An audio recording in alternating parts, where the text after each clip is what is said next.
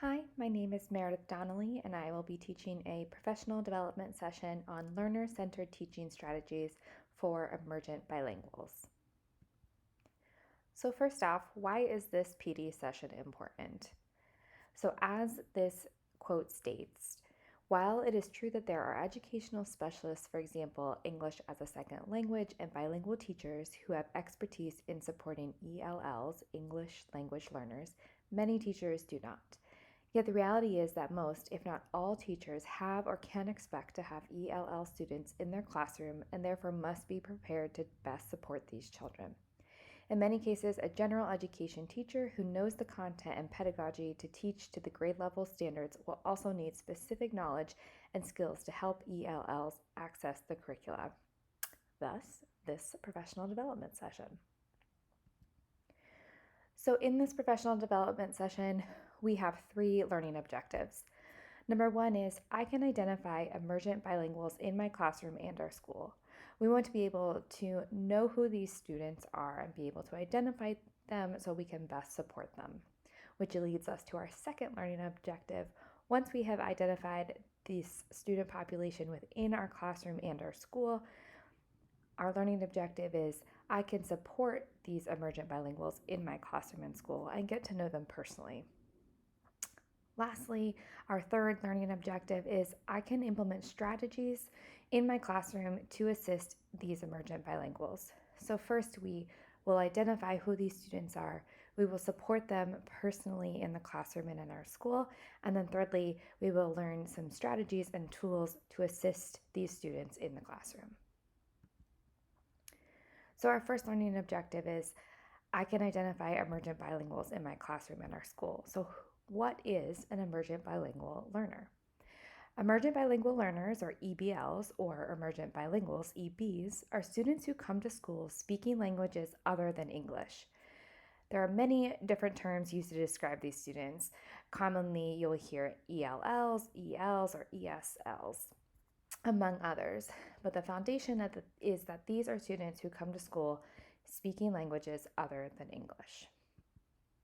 So who are these emergent bilinguals? Over 10% of the US student population currently are emergent bilinguals.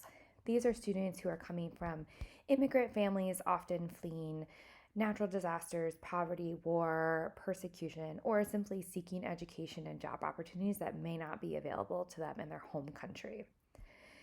Many of these children will also come to the US unaccompanied or with just a single parent who are often fleeing violence, abuse, or poverty.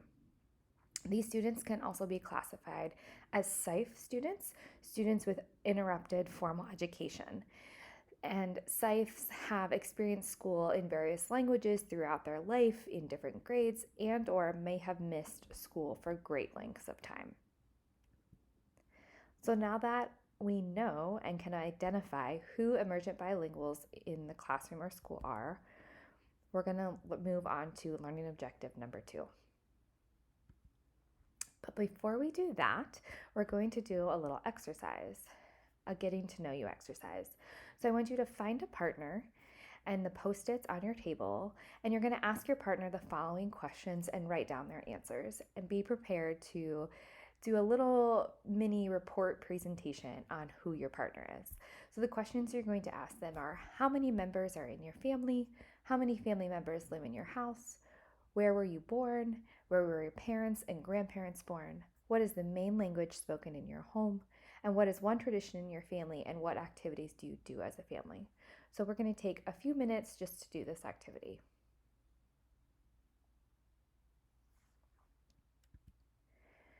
So why did we just do that activity? Well, this is just one example of a way that we can support an emergent bilingual student, specifically when we want to focus in 3 areas of support for our second learning objective. The first is your student's name. We want to learn your student's name correctly, both in spelling and pronunciation. This builds such a level of trust and confidence with your student when you pronounce and spell their name correctly, as well as a deep level of respect for their culture, their background, and their family.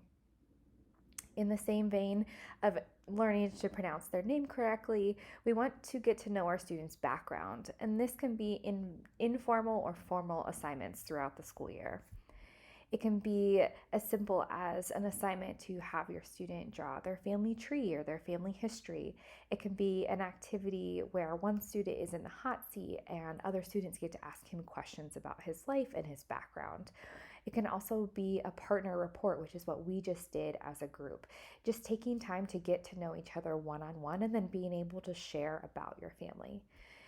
Again, this background knowledge is crucial in not only getting to know your student personally and where they come from, but also learning to understand where their history of language and education is coming from.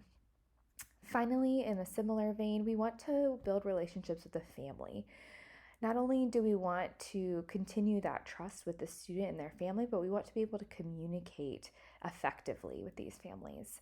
We want to learn how the parents and guardians want to be communicated with, what tool is best for them, whether it's email or phone call or one-on-one in-person meeting.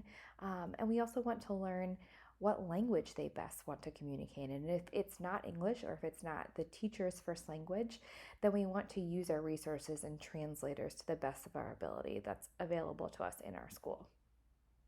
So this again is our learning objective, our second learning objective, that we can support emergent bilinguals in the classroom and our school. So now that we have addressed learning objectives 1 and 2, we're moving on to our third, which is I can implement strategies in my classroom to assist emergent bilinguals. We're going to take a look at 3 different strategies today. The first one being technology. This is a huge strategy in the classroom today, as virtual learning is incredibly important, and just the accessibility of technology that students have.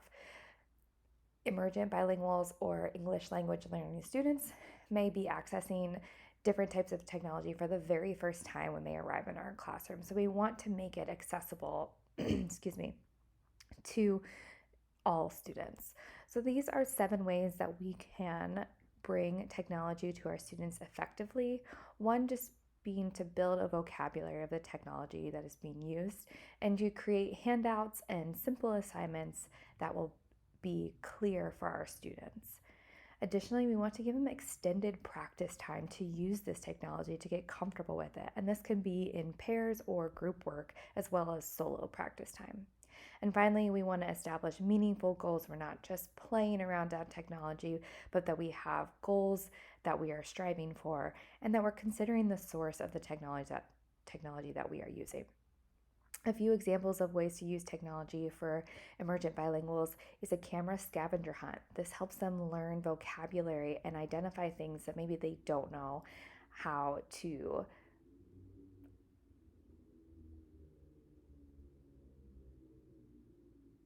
say correctly. Quick Draw is another example of a drawing program online with short, quick games to connect words and images together. And finally, Sports Illustrated Kid is teaching kids how to blog and how to write from a kid's point of view. The second strategy is games. Games have so many benefits, but one is that they provide meaningful and low anxiety opportunities for learners to use all domains of speaking, listening, reading, and writing. While they're learning to play a game, they're actually remembering faster and better and with more meaning because they are using language rather than just thinking about language. This is a link to top 20 ESL games that you can use in your classroom effectively. Finally, strategy 3 is informal assessments. Standardized tests in our schools are in English and do not usually reflect emergent bilinguals' true content, knowledge, or abilities. So using informal assessments can provide a more well-rounded picture of our students' skills and abilities. These can be things like partner or group presentations and projects, oral reports versus written reports. They can be portfolios where they've gathered a unit's worth of work, often supported with drawings or graphs or other visuals. We can also use storytelling or role playing as ways to get their students engaged. Students can also do a self assessment where they are reviewing their own work, and that may be verbal or written as well. So, those are some strategies that match with our third learning objective. I can implement strategies in my classroom to assist emergent bilinguals. So, now that we have worked through our 3 learning objectives, I just wanted to ask if there are any questions. I will also be sure to send this PowerPoint presentation to all of you so that you can use all the hyperlinks and videos and articles provided. Once we've answered all of our questions, we will just have one short exit ticket. We can use the post-it notes on our tables that we used for our partner reports earlier. And I just want you to answer 2 simple questions. One is, what is one new emergent bilingual student support tool that you learned about and will start to implement into your classroom this semester? And additionally, what is one new strategy that you will implement in your classroom this semester?